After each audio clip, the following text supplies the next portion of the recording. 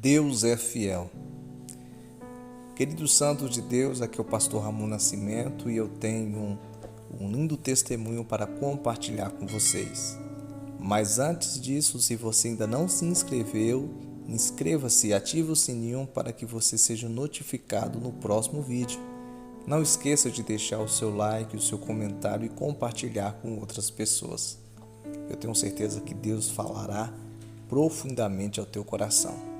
Fique na paz. Passou um vendedor, se engraçou da minha mãe, fez amizade com meu avô, levou minha mãe. Casou e levou minha mãe.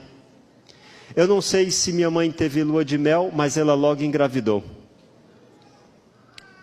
Chegou para o meu pai e disse: estou grávida. O que uma mulher espera quando diz para o marido: estou grávida? Naquele dia, o meu pai deu uma surra na minha mãe. E ali começou um drama terrível. Ele chegou ao ponto de contratar uma pessoa para aplicar uma injeção para provocar um aborto. O enfermeiro, sem querer, bateu na mesa, a ampola caiu, ele ficou nervoso e saiu dizendo: Dona Salomé, isso aqui ia fazer muito mal, ia matar o seu filho, me perdoe, e foi embora.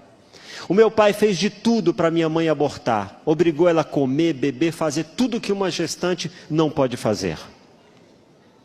Foram 9 meses de drama, de terror. Finalmente, ela estava sentindo contrações e disse para ele: preciso ir para a maternidade. Sabe o que ele fez?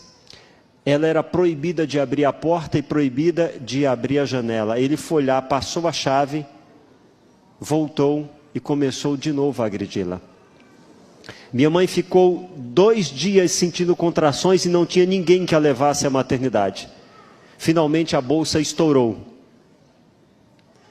Passou um anjo de rural e levou minha mãe para a maternidade.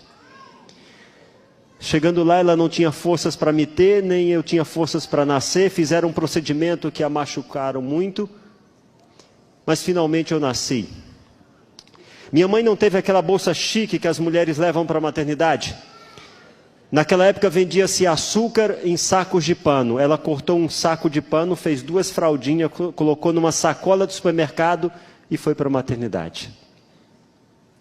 Quando ela voltou, ela me enchia de talco. Você lembra de talco? Me enchia de talco e sentava no batente, lá no Icó. E Icó está no Google. O sonho dela era que alguém passasse e dissesse: que bonito, ele nasceu. Mas ninguém dizia: que bonitinho ele nasceu. Só diziam: nasceu. Minha mãe voltava para casa chorando, dizendo: ninguém diz que meu filho é bonito. Um parente que eu muito amo foi me visitar, depois foi na casa de uma tia minha, Gertrudes. A tia Gertrudes disse: e o filho da Salomé nasceu? Ele disse: nasceu. E como é que ele é? Aí esse parente que eu muito amo falou assim: ele parece um sapo. Que isso, irmã? Sorrindo da minha desgraça. Vocês concordam que o sapo virou um príncipe?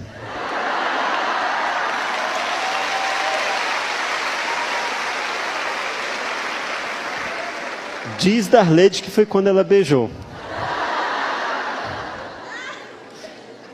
Isaías 41, versículo 10 diz: você é pequeno e fraquinho, mas não tenha medo, eu sou o seu Senhor e o seu Salvador, eu vou lhe proteger.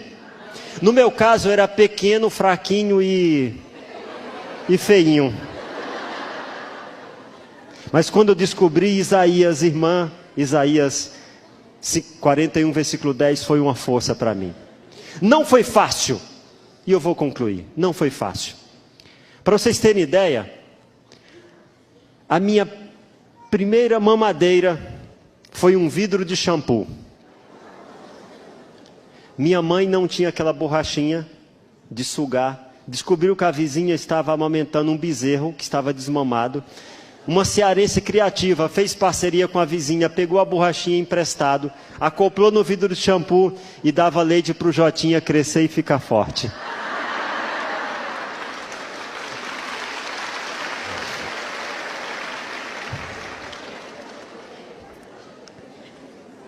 Se eu soubesse que eu ia falar para vocês hoje à tarde, eu teria trazido a parte visual desse tema para vocês.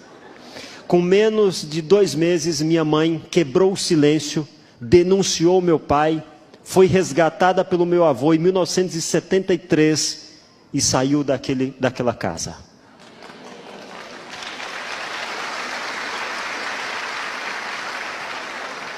Em 1973, ela quebrou o silêncio.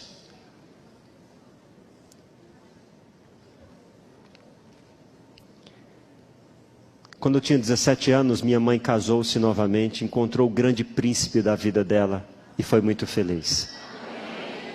Agora, quando eu tinha 26 anos,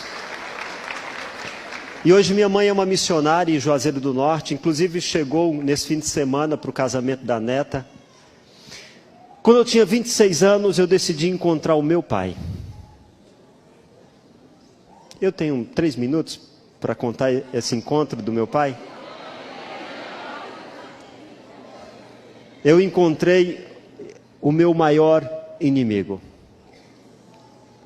Fiz uma investigação, eu era repórter policial, era fácil. Descobri onde ele estava, cheguei lá, descobri a minha irmã, porque quando minha mãe casou, ela descobriu assim de cara que o meu pai tinha contribuído para a morte do sogro, da ex-mulher. Meu pai tinha uma amante, uma outra mulher, e minha mãe ia ter que criar uma adolescente. E minha mãe tinha saído da adolescência. Então, naquela época, naquela ocasião, quando eu tinha 26 anos, eu encontrei o meu pai e encontrei a minha irmã Nilzinha. Entreguei uma carta. Ela foi lendo detalhes que só ela e minha mãe sabiam. E ela muito emocionada. E no final dizia: e esse que está na sua frente, esse gatão. Não, o gatão é por minha conta. Esse que está na sua frente é o seu irmão Washington. Foi forte para ela. Dei um abraço na minha irmã e disse: cadê o meu pai? Ela falou: vou chamar o pai. Chamou o pai. O pai veio e eu dei um abraço nele. Ele virou o rosto e parecia que eu estava abraçando um picolé, um iceberg. Não disse uma palavra e saiu.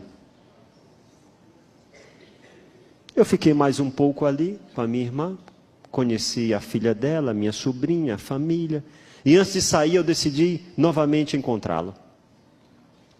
Entrei num cômodo na casa, ele estava sentado, logo ficou em pé, eu estava armado, mirei no peito, disparei 1, 2, 3, 4 vezes e não errei uma só palavra.